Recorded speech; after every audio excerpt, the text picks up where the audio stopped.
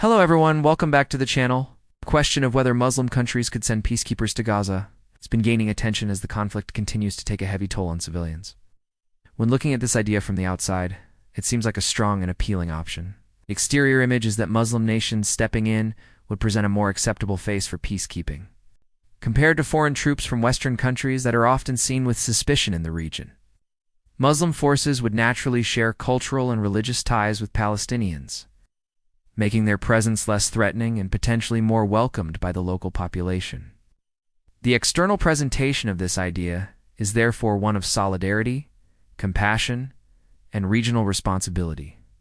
On the inside, however, the situation is far more complicated. The interior reveals deep political divisions within the Muslim world itself. Some countries have formal relations with Israel, while others remain in strong opposition. Some support Hamas directly or indirectly, while others see it as a destabilizing force. These differences would make it hard to form a unified command or a clear strategy. Even deciding who would lead such a peacekeeping force could spark tension. While the exterior shines with the promise of unity, the interior struggles with disagreements and competing interests that could undermine the mission before it even begins. In terms of performance, the potential effectiveness of such peacekeepers would depend heavily on how they are deployed and whether both Israel and Hamas allow them to operate freely. If they are given proper authority and international backing, they could perform key tasks like maintaining ceasefires, ensuring humanitarian aid reaches civilians, and preventing escalation along border zones. Their cultural familiarity might also help them communicate better with local communities, earning a degree of trust that other international forces have historically struggled to achieve. Yet performance could be severely limited if either side refuses to cooperate or sees them as biased. Without political legitimacy and clear rules of engagement, the ability of peacekeepers to perform effectively would be in question. Safety is one of the most pressing issues. Peacekeeping missions are designed to protect civilians, and in Gaza, this would mean safeguarding neighborhoods, schools, hospitals, and humanitarian convoys. Muslim troops could act as a protective barrier between Israeli forces and Palestinian fighters, reducing civilian casualties and offering some security to ordinary families, but the risks are immense. Any attack on peacekeepers could draw their home countries directly into conflict, making them targets themselves.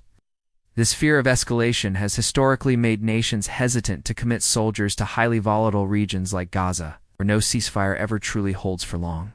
The unique selling point of Muslim-led peacekeepers is clear. Like Western-led missions, this proposal would come from within the Muslim world, offering a sense of regional ownership over a regional crisis. Palestinians might see such troops not as occupiers, but as brothers, providing protection and stability. The cultural, religious, and linguistic similarities would give the mission credibility that other international forces have lacked. This unique quality sets the idea apart and explains why it continues to attract attention, even though it is politically challenging to realize. When we talk about the price, both literal and political costs must be considered. Deploying troops requires enormous financial resources, including equipment, bases, logistics, and sustained funding. For countries already facing economic struggles, this is a heavy burden. Politically, the costs may be even higher.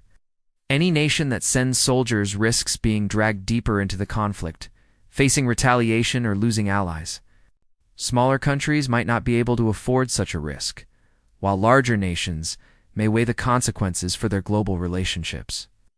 The price is therefore not just measured in money, but also in political capital and national security risks.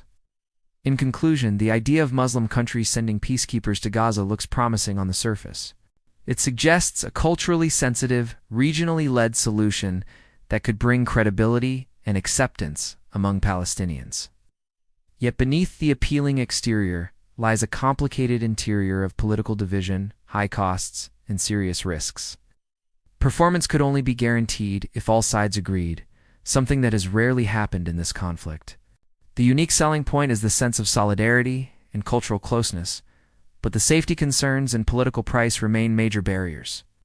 While it is not impossible, it would require extraordinary unity among Muslim nations and unprecedented cooperation from Israel and Palestinian factions.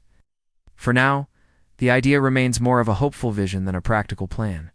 but it reflects just how urgent the search for peace has become in Gaza.